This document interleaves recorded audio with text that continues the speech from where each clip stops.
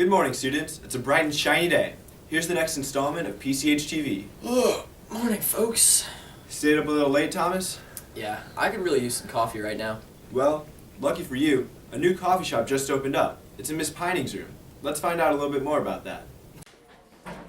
This is the Cold Cafe, the first coffee shop in Parkway Central. Students seem to be enjoying it the most, especially during ACT Lab. I drink coffee because it helps me stay awake during long school days and gives me the boost of energy that I need. It's a cold day and I felt like it would be convenient to get some hot chocolate. Because it makes you less tired. What else is $1.50 on? After months of hard work, student managers and teachers reflected on the Central-themed cafe.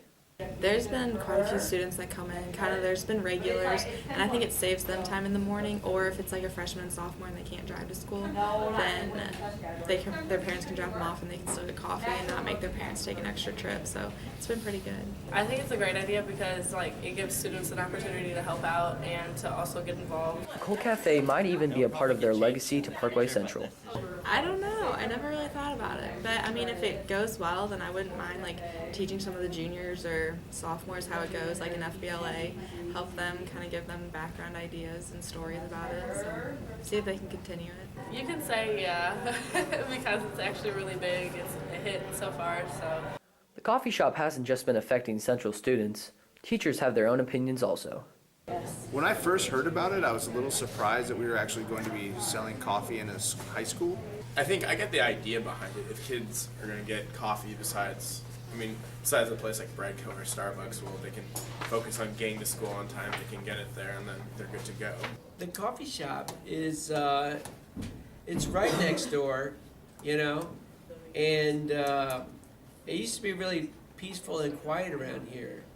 But all I got now is doors slamming, coffee brewing, stuff, breaking, falling and breaking. We asked teachers how coffee has affected student productivity. I haven't noticed anything. No noticeable difference in my world, but kids are usually fairly productive here anyways. All in all, the coffee shop has been a complete success. For PCHtv, I'm Thomas Reckenberg. It's ruining the whole school year. Whoa, all the coffee got me energized. Settle down there, Skippy. We've got the news to report. I just feel like I can take all my problems on and tackle the world. Well, athletes in wrestling sure know how to tackle their opponents also. Let's take a look at that wrestling team now. The wrestling season is just around the corner, and senior Jack Harriani has some high hopes for the rapidly approaching year. My goal is to win state, but then again, that's just a long shot. Yeah, just hopefully help the team succeed as well. Not just myself, but help make the team better, as well as just build it up for the years to come. Freshman David Diaz has already seen many benefits from joining this year's team. I feel like it's made me a better athlete. In a lot of sports, it makes your reflexes faster, and it makes you just stronger and more mentally tough. Some freshmen have gotten other freshmen to join the team, as there's been a rise in numbers this year. A lot of my friends that are athletes, I've convinced them to join wrestling because we just mess around at my house and stuff and we wrestle, and they feel like it's really fun, and then I just convince them to wrestle. So we have a lot of good athletes on the team this year. Freshman colleague Eddie Ross has joined the wrestling team for similar reasons, among others. Just to be a better football player. My friend Jack, he does it, so might as well. However, not everything is nice and perky on the wrestling team. It can take a lot out of some people. It takes a lot of muscle endurance, so it makes you really tired. So when you get home, you don't really have a lot of energy to do anything else because you really just want to take a shower and go to bed. Diaz himself has an interesting story behind coming to St. Louis and joining the wrestling team. I started wrestling for 4 years in a small town of 4,000 people in Wisconsin called Dodgeville, and wrestling's one of their most serious sports, so they took wrestling really serious. So that made me a better wrestler, and then before high school, I did intramural, and I was on Team St. Louis. 250 is a lot. For PCHtv, I'm Jeffrey Eidelman. Man, those wrestling folks sure are strong. Anywho, it's time for another PCHtv classic, Man on the Street. Quick! Whose face is not on Mount Rushmore? I don't know. Why are you on your phone right now? We're kind of busy. It's this game called Trivia Crack. Kind of an addict. Well, you're not the only one with an addiction. Here's a PSA on cell phone addiction by Gabby Mignette.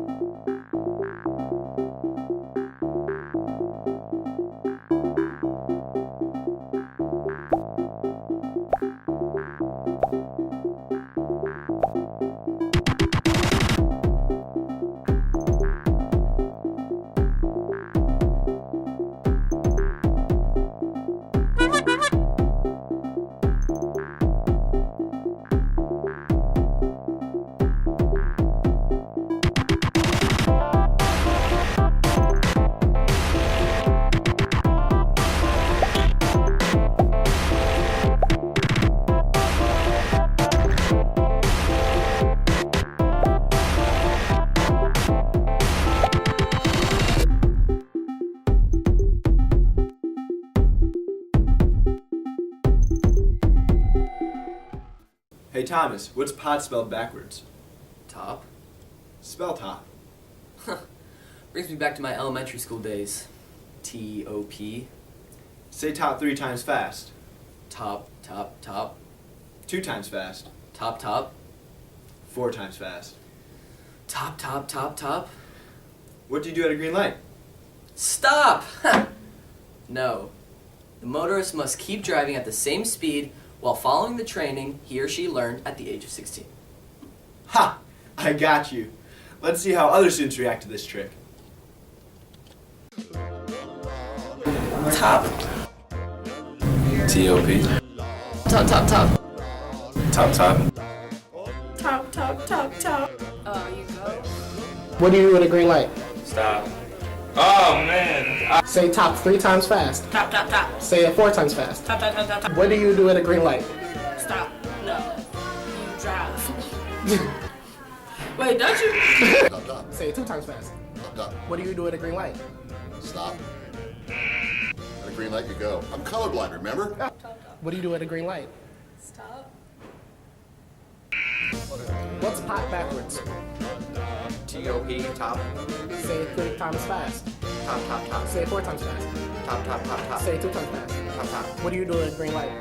Stop. No. No. Stop. I'm done. What is pot backwards? Top. Spell top. T-O-P. Say top 2 times fast. Top, top. Say it 3 times fast. Top, top, top. Say it 4 times fast. Top, top, top, top. What do you do at a green light? Go.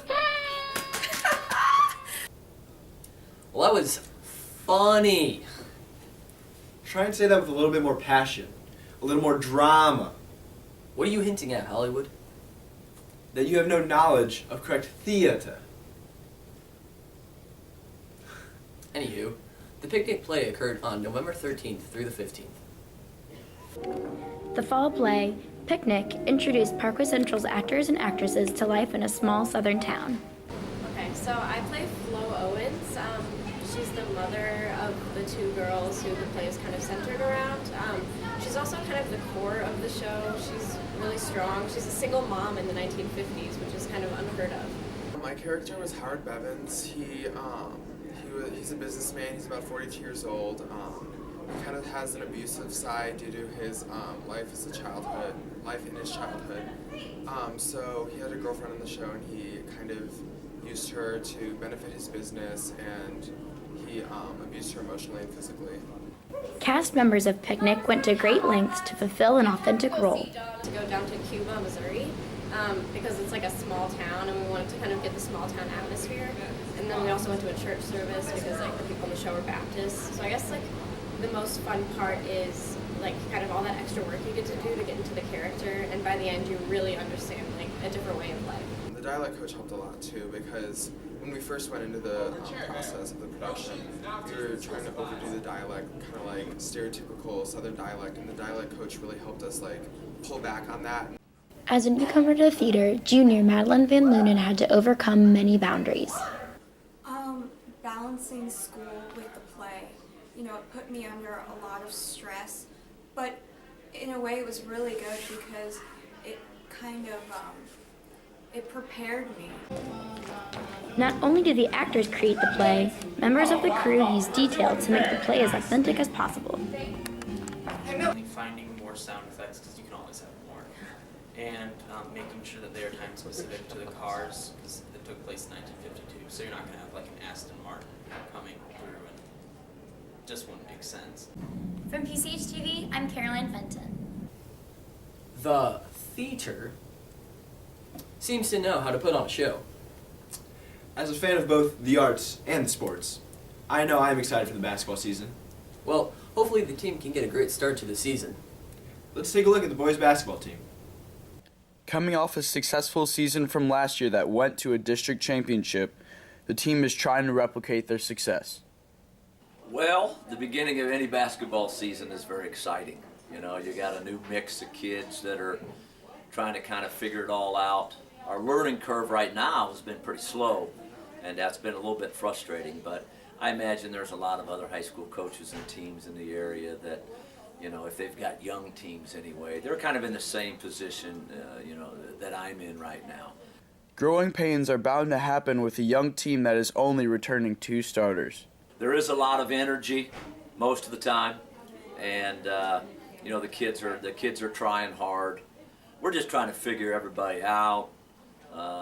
You know, some of them are still trying to figure out where they're supposed to go and where they're supposed to be. So I'm just always real excited to start another basketball season, and I think I got some kids that care, and they're aiming to please. We're just we're a work in progress would be a nice way of putting it, and we'll get better. We're not going to be real good early, but we'll get better as the season goes on.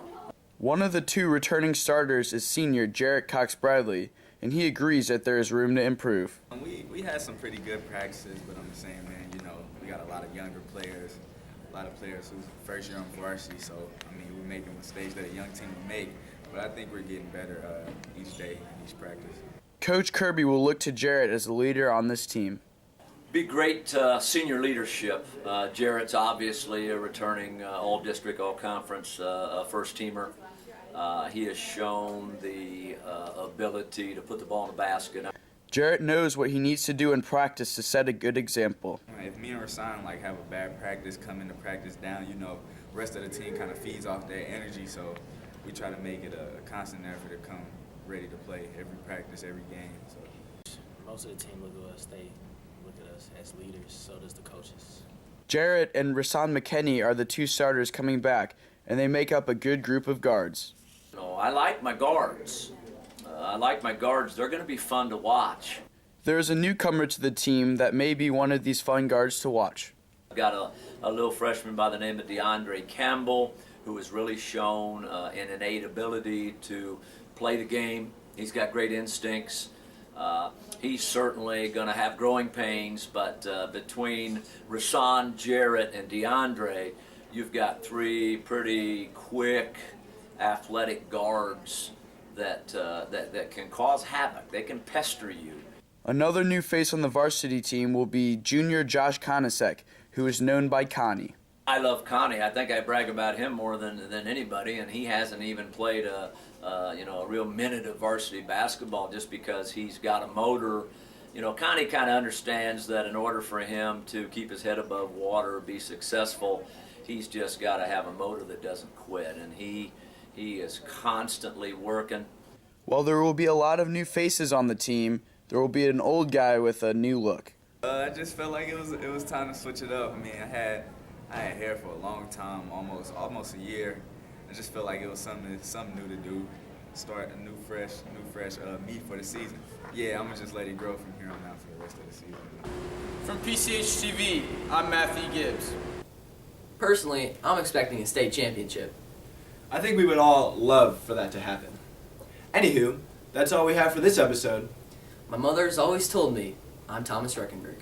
And a wise man once told me I'm Jeffrey Eidelman. See you next year, PCH.